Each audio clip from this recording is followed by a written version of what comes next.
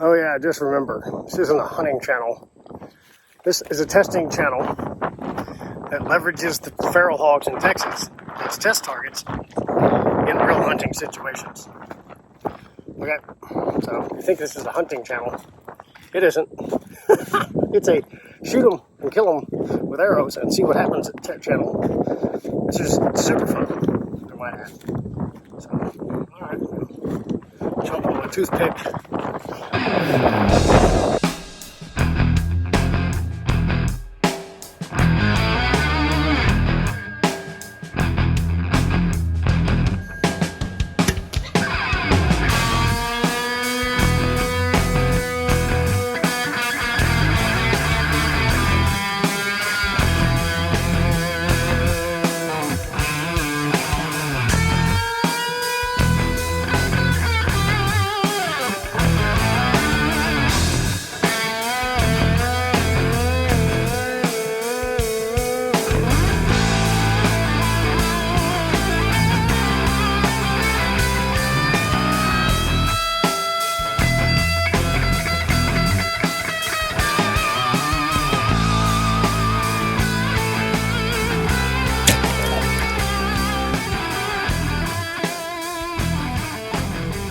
I haven't thought about studying a broadhead that didn't go all the way through.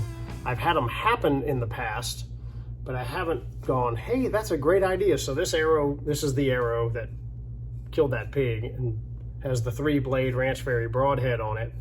And it only penetrated to about right here, which was a lot of penetration. It's a 28.5-inch arrow. So I know the shaft, I know the broadhead was out the other side because that pig's probably only about 14 inches from hair to hair. You know, outside to outside, and then it got pulled out. So the worst case scenario for the blade edges is that there's a tree right by there we didn't show. I think he was running by, hit the tree, and I think the arrow pulled through and flipped back towards the direction of his travel from where he ran from. That's what I think happened, but it's a very unique deal. And one of the reasons that, like at the Ashby Foundation, we really want the arrows to stop. One, because you can measure penetration, and two, you can actually study the broadheads, but if they go through, which I still advocate 100% for pass-throughs, okay? This one's just unique because it's just a way better situation for the arrow to pass through. But when they pass through and bury this deep in the grass, or excuse me, in the dirt, or they skip off a rock, or bounce all over the place, it's really not fair to the broadhead vendors if you check the sharpness of the broadhead after you know you bounced it. I bounced them off feeder legs. That's not fair. And then, you know, if you hunt in the Texas Hill Country or somewhere where it's rocky, they're going to skip off a rock. So you don't know what the edge integrity was when it exited, and what the, as Dr. Ed says, we want to know what the animals do to the broadheads, not what the broadheads do to the animals. We want to know what a Cape buffalo does to the broadhead. We don't want to know what the broadhead does to the Cape buffalo. It's a very different mindset. And I got this one back with possibly one impact on one tree because there really wasn't anything between him where he ran. It was pretty open. And then, you know, the first 2 or 3 trees, like I said, I think it hooked back here and actually pulled out and flipped back towards where he was coming from. Okay. Stand, feeder. That'll be blood. Bleeding out of both sides, running pretty good. Still got blood, Pierce? Yes, sir. He's hit real low and forward, so he should be, this should continue, and there should be blood everywhere. There's some right there. Splickety splack. Oh, I found your arrow. Okay. Yep. There's the shaft. And blood. Blood right here. Yep, right here. Blood right there. Right here.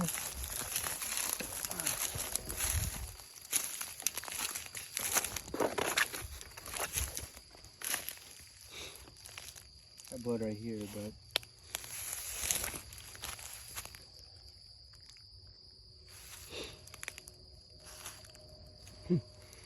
looked pretty good right off the get-go, didn't it? yes, sir. Right here. Right. Still got it?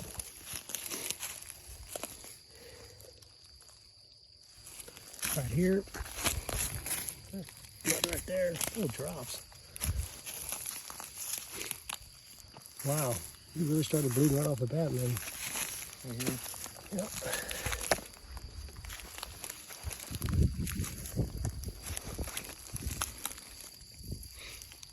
Right here. All right. Yep.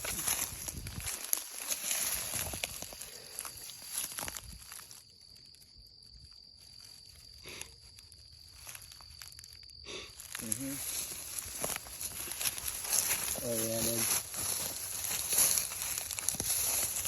Mm-hmm. Pig. Is it 50 yards? Oh, he's not as big as I thought. Wow, he looked bigger on camera. Well, I'll take it. That's the light. Oh, nice. Turn your light Good down. shot.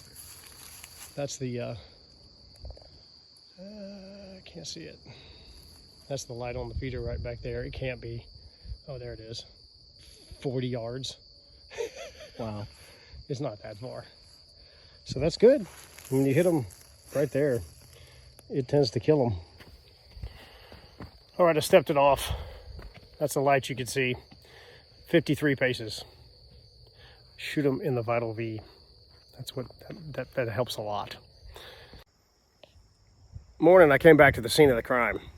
I'm gonna look at the day at the blood trail, and in the daytime for a little analysis of stuff. Pig started bleeding right off the bat because I hit it low, but I wanted to talk about something I was thinking about, and I want to see if it's actually accurate, which I think I had a ton of blood at the beginning, or really good blood at the beginning, which a lot of people say, gotta shoot them 3-blade broadheads, that's on my concept, bleed every time. And that's fine. This was really a great hit, you know, from a shot placement perspective, to cut the front of the heart off, basically. It's really solid shot placement. But if I remember last night, the blood trail was really good right at the beginning, and then it started to peter out. Now the pig went 52 yards back there. It's nothing. Would have found him if he didn't bleed, but hang on. All right, I was shooting from this angle. I hit the pig somewhere right here. And the first blood we found last night was right here. And that's pretty solid. And it's in a line. It's in a line really nice and just kind of starts tapering. So, you know, 3 steps away. So we really got great blood at the beginning, which never hurts. I got that. And then along we went, and then it starts petering out. There's blood on this leaf right here.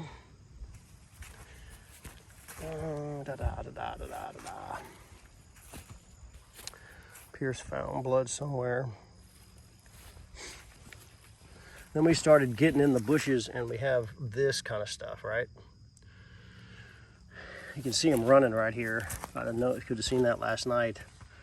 But you're not seeing it. It's not a continuous line. Ah, that's interesting. Way off to the left. Like it's shooting out of him. Maybe that's where he went. Oh yeah. Okay, he took off a little bit off trail. But we're seeing, you know, okay blood trail. And in the daytime, it's a little easier to see it. But I'm not seeing something that's, you know, miraculous, right? Spot here, take a couple of steps, look around, blah, blah, blah. Kind of a normal blood trail. So I'm not knocking anything, and I'm not trying to bash on any kind of, this is where this stuff gets weird with humanity, is everybody wants to fight about stuff and says, oh, you're just trying to prove a point that the 2-blade broadhead would have been the same because you're a 2-blade guy, but you're promoting a 3-blade, blah, blah, blah. I'm going to cut that off right now because I've never said blood trails are predictable. There's a little bit right there. Never said it, but the way that blood trail started and then what happened, you know, when we found him,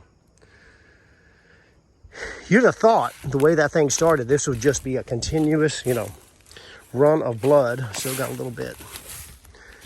He trucked right over here and he croaked right over here. I'm just seeing little spots, and if anything, it's getting worse. That's the analysis of it. Obviously, we got really good blood as he starts to die, and he went down right there. Okay, and you can see the scooters right there. That's how far it was. He was about 5 yards behind the scooter down back there. All right, so this is real common when I've analyzed blood trails. As they start to, like, he gets hit, he runs a certain distance, and I think, remember the shaft pulled out, if you remember seeing that in the blood trail video. Excuse me. What I think happens, because I haven't witnessed it a lot, but I've seen it on other, you know, when animals really getting ready to die, which he went down right there. They slow down and start to wobble and stuff, and so they're not running as fast. I'm going to show you the clip of him when I hit him. He was booking right off, you know, right out of the chute, he was booking. I think they get a certain distance in the bush, in the brush, and then they start to slow down, and that allows the blood to come out because they're not running really fast, right? Here we're seeing some good stuff, but he went down right there. So that's that. So like I said, this isn't bashing or smashing or saying, oh, 3-blade, 2-blade. This is not a war. Go to my channel. You'll see why I'm endorsing a 3-blade. It's much simpler than thinking it's just going to make better blood trails, because this blood trail was normal.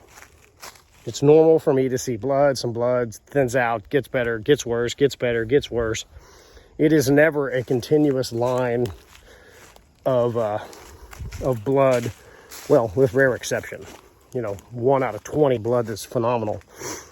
But if you're under the impression that you're just going to track for whatever broadhead you're shooting, and you're going to do it every time, and there's going to be a consistent blood trail straight to your animal every time, you are sorely mistaken. And should that pig have gone through, or say it was the heat of summer and it had rained, if that pig with the secondary part of the blood trail, so the beginning was really good, if it would have run through, you know, grass this tall, like this right here,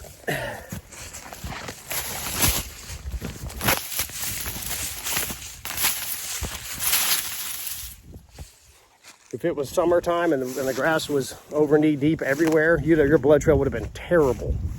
So we'll get to the point, Fowler, you're an idiot. Yeah, I'm getting to the point. Lower 1/3, straight up the leg. Shoot them where they die. Perfect shot placement is hitting them in the vital organs so they don't go 100 yards. I could have found that pig anytime because he was 52 yards or 53 yards away, and I know he ran that way. So I go that way and start tracking, and we'd have found him in 10 minutes, even if he didn't bleed, or if the grass was up, or if it was super dry, or there's some other environmental issue that was keeping the blood trail when it was really light, where the blood just doesn't jump. We're not all hunting on a plowed field with dirt and it's trimmed down to 1 inch where every spot of dirt, or I've hunted a lot of places in hill country where the rock is white. Oh, that's helpful, right? Lots of limestone. They get to trucking across the rocks and it just pops off of the rocks, but it's pretty much dirt and sand here. So perfect shot placement means lower 1/3, straight up the leg. Shoot them in the vital parts of the body so that they don't run far. And should you have adverse effects, poor blood trail, whatever, half an arrow in them, hit the shoulder or something and it stops on the other side, they're still going to find them. Tree stand shot, like a high hit on a tree stand shot and the arrow hits the humerus on the opposite side, but you got 12 or 14 inches of penetration on a deer, but the broadhead stopped and the entry wound is 2/3 up the body. It's not going to bleed out the hole, so it doesn't spray up. Gravity pulls the blood down. I've covered all these topics. I just wanted to come back out here and talk about that.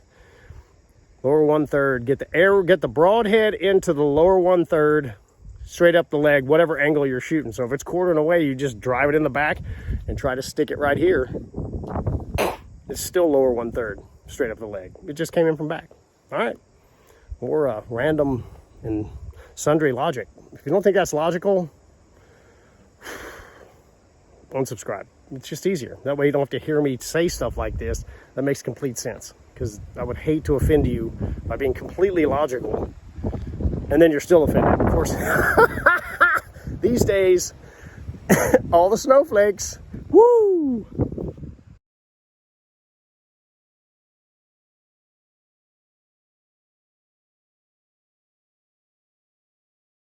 So I'm going to show y'all the sharpness, at least the best I can do in a known hunting situation on live animals, what the edge integrity was, or is.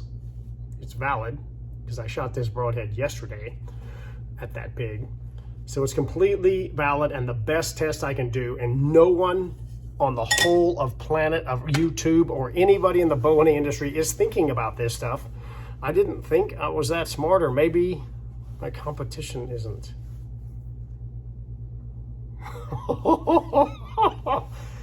No, that's not it. No one cares. I'm just a dork.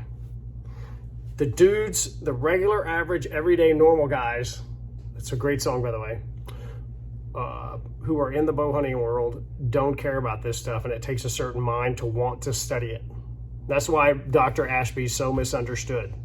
He was trying to find out what the highest penetration arrow in all situations was, and didn't leave anything out there. He just kept saying, this got better, this got better, this got better, this got better, this got better, this got better, and ended up with the 12 factors. It's a very different mindset from saying, well, I think my sticks are adequate, and I'll get myself a 6.5 Creedmoor and shoot 1,000 yards, and all that bullet has to do is go right by them. It doesn't even have to hit them. It'll suck their guts out, because the 6.5 is the best bullet ever. It's like that. All right, here's the sharpness thing. Y'all are getting used to my bunny trails, you know, after watching this channel for a while. All right, well, for most of you people are concerned about this stuff, so she's good, didn't bend, and the insert didn't bend. And then we will unscrew it, or I will try to cut myself. So this broadhead was sharpened with the exact same procedure that I show in my sharpening video. Again, there'll be cards popping up, there'll be a link in the description, and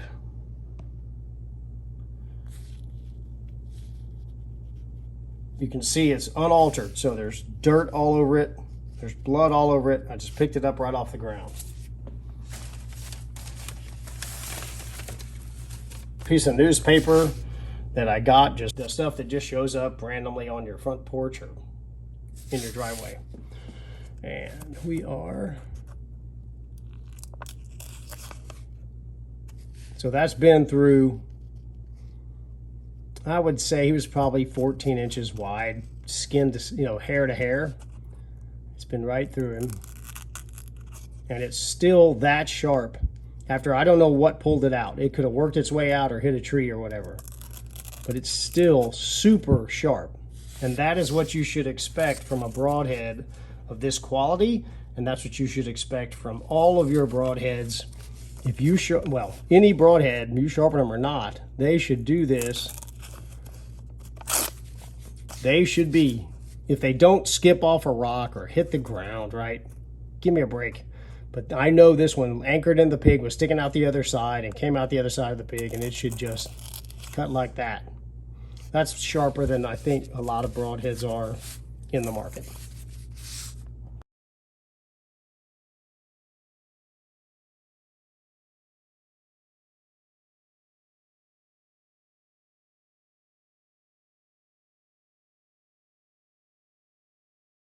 Okay, so one of the parts of being on YouTube is to predict the stupid comments.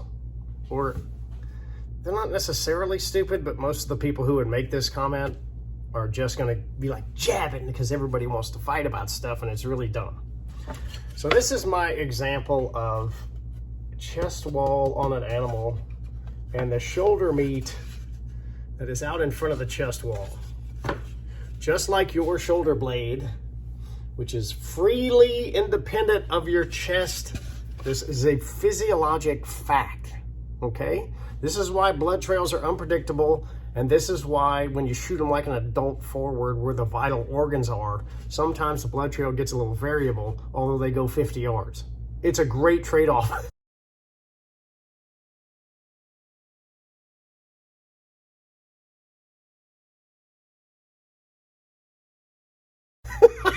To not go wrestling around, chasing, shooting them in the back of the lungs and in the liver and the guts and praying and spraying. It's way better. Shoot them forward, okay? So what I think happened on that pig is the shaft. I'm just going to put it this way. Get over it. Clear. All right. Get in there. All right. Went through both shoulders. So this is happening on both sides. And in the beginning, it was locked up. And I'm pretty sure this, because of the blood pressure, I don't know this for a fact, was spraying and it had something to hit against right off the bat. The blood was pouring off the shaft as he ran off, and I don't know when the arrow flew out, but it went about 30 yards and he was running full speed. The shaft pulls out and he starts running like that. Both shoulder blades, the hole is blocked every time he runs, okay? As he's going like this, and the shoulder blade is moving back and forth. I've covered this on one of my videos. See that hole? The shoulder is independent of the chest wall, and the shaft is out of him, which is ideal, by the way. And it's just containing the blood inside the chest, and he's still spraying. Will this happen every time? No. Can you get a quartering away shot where you slip it in like on the crease where the shoulder blade isn't getting in the way and then it's going forward and get a hell of a blood trail? Yes. It's completely unpredictable, and there's a whole lot of other physiologic facts that may close up the hole. But of this particular hit, this is what happened once the shaft came out. You can argue that wider would have helped. You're sorely mistaken. That is still happening. It's still happening. It's just not. It just is what it is. So just let that roll around in your head that some of us have actually studied this stuff. We know what the facts are, why the meat's moving around, and not to mention this piece on that pig was about that thick.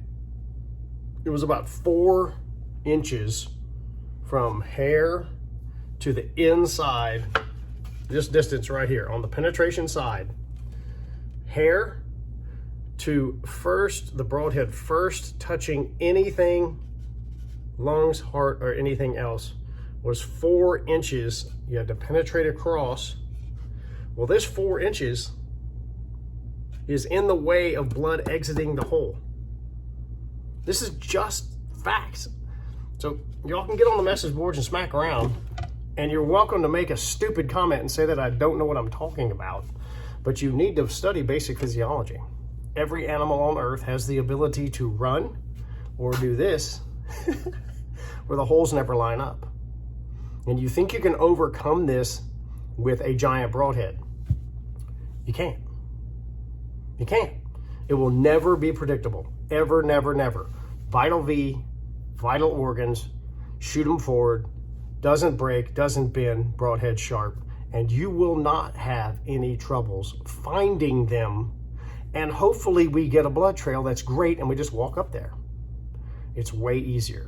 All right, well, leave your stupid comments. I'm sure I'll get a couple. Somebody who just has to say that I'm wrong about this, but it's pretty hard when you do basic anatomy and look at what is actually going on. If that broadhead was 1.25 inches wide instead of 1 inch and just a little over 1 1/16 inches wide, it would have been no different. I just can't, there's just no way that, you know, this thick of meat on both sides behaves any different, because the meat's, remember, it cuts the hole and then the meat wants to come back together, so it doesn't jump open and make a hole in them. It's a triangular shape or a 2-blade shape going through the meat. The meat does not want to explode apart, and it tries, well, just the way it's set up. The mass of it actually keeps it shut, and then when they're running, it's wiggling all over the place. It's not a fixed object. It's not like shooting cellophane or a car hood, which seems to be very popular. Look at the hole in the car hood. Well, yeah, metal bends out of the way. Meat does not do that. It has mass, it has elasticity, and it does not want to come apart. All right, shoot them low, shoot them forward. 53 yards is way easier.